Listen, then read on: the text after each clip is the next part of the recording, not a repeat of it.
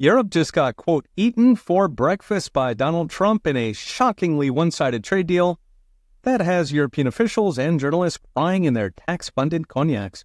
French officials described it as a, quote, dark day, an act of submission. The Financial Times of London called it a, quote, steamroller.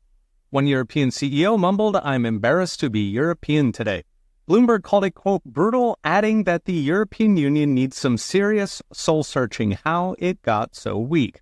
So first, what's in the deal? In short, 15% tariffs on almost everything Europe sends to us, 0% tariffs on almost everything we sell them, and a commitment by Europe to buy $750 billion of American energy, to invest $600 billion into the American economy, and commitments to buy, quote, hundreds of billions of dollars in U.S. military equipment, buy, not gifts.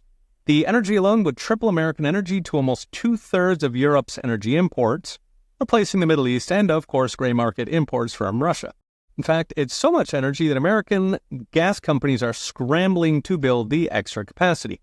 Meanwhile, the $600 billion investment would roughly double European investment in the U.S., and targets will be energy, defense, and industrial production. In other words, stuff Europe used to be good at. In both cases, if Europe drags their feet, tariffs pop back to 30%. So the background is 3 weeks ago, Trump sent the EU a so-called tariff letter threatening that unless they cut a deal by August 1st, tariffs will go to 30%.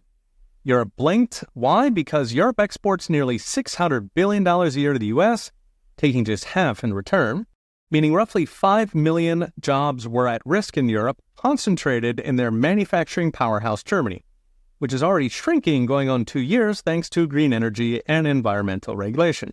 Now, given Europe's economy has been flirting with recession since COVID, 5 million would almost certainly cost Europe's left-wing leaders their jobs, likely replaced by nationalists who want to deport the criminals who are the future of Europe's left.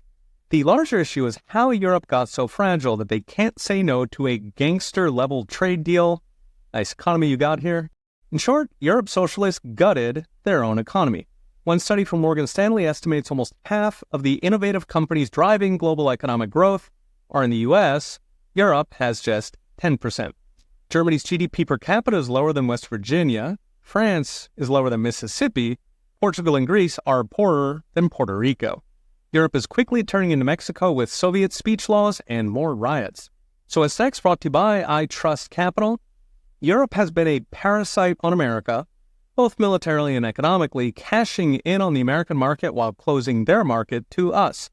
15% tariffs will start to even that up, but it could also tip Europe into recession.